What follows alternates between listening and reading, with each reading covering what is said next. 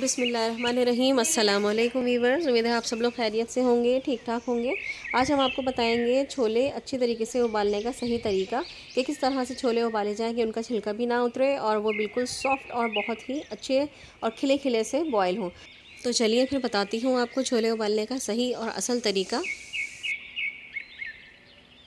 मेरे चैनल को सब्सक्राइब कीजिए और बेल के आइकन को प्रेस करके ऑल के बटन पर क्लिक कीजिए ताकि आपको मेरी हर आने वाली नई वीडियो सबसे पहले मिल सके।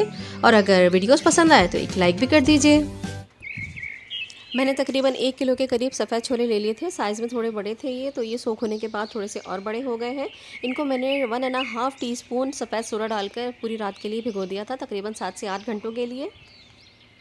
अब यहाँ पे मैं इनको स्ट्रेन कर लूँगी, मैं इसको छानी में निकाल लूँगी और इसका सारा पानी ड्रेन कर दूँगी और इसको टैप वाटर से अच्छे तरीके से हम इसको धो लेंगे ताकि इसका सारा सोडा निकल जाए।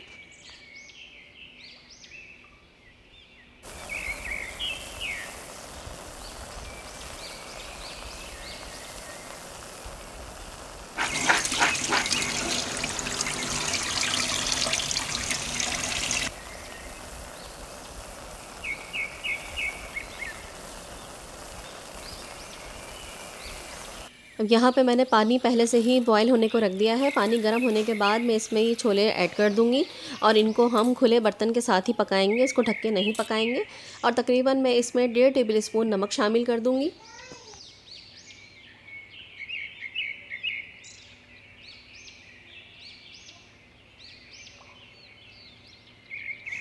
छोले में उबाल आ चुका है और इस तरह से सफ़ेद सफ़ेद झाग भी ऊपर आ जाता है, जिसे हमें निकाल के डिस्कार्ड कर देना है। झाग आता जाएगा, आप हटाते जाइए और इसे डिस्कार्ड करते जाइए।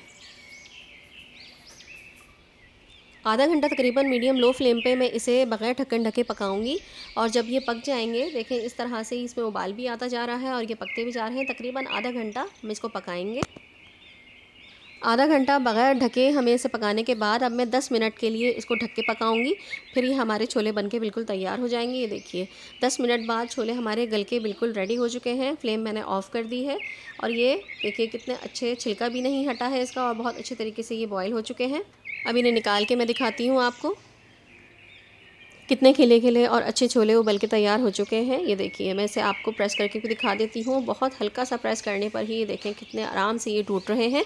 बहुत अच्छे और सॉफ्ट हो गए हैं ये छोले। अब आप इसको छोलों का सालन बनाएं, बिरयानी बनाएं, पुलाव बनाएं, चाट बनाएं, सादे छोले बनाएं, जैसे चाहें आप इसको इस्तेमाल कर सकते हैं। चाहें तो इसके पैकेट्स बनाकर आप फ्रीज़र में फ्रीज़ भी कर सकते हैं और ज़रूरत पड़ने पर इसे यूज़ भी कर सकते हैं। तो उम्मीद है कि आपको ये रेसिपी ज़रूर पसंद आएगी और इसी तरीके से अगर आप छोले उबालेंगे तो आपके छोलों का छिलका भी नहीं उतरेगा। और दूसरी बात ये कि छोले बहुत खिले खिले और अच्छे से बॉयल होंगे। अगर आपको मेरे छोले उबालने का ये तरीका अच्छा लगा है तो एक लाइक ज़रूर कर दीजिएगा। और अगर आप मेरे चैनल पर नए हैं तो मेरे चैनल को सब्सक्राइब करके बेल आइकन पर प्रेस ज़रूर कर दीजिएगा ताकि आपको मेरी हर आने वाली नई रेसिपी सबसे पहले मिल सके। इंशाअल्लाह ताला नेक्स्ट रेसिपी के साथ फिर हाज़िर होंगी। जब तक के लिए नूर को इजाज़त दीजिएगा। अल्लाह हाफ़िज़, अल्लाह निगहबान।